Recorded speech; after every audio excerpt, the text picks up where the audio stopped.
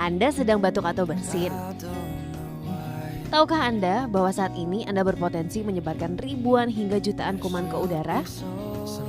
Anda dapat mencegahnya dengan mengikuti etika batuk yang benar berikut ini.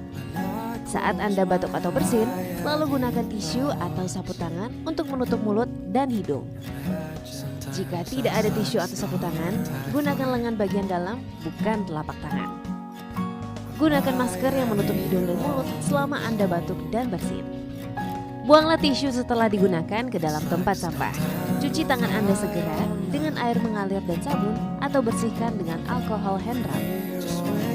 Jangan membuang ludah atau dahak di sembarang tempat. Dengan menjalankan etika batuk ini, maka kamu ikut membantu untuk mengendalikan infeksi di sekitar kita.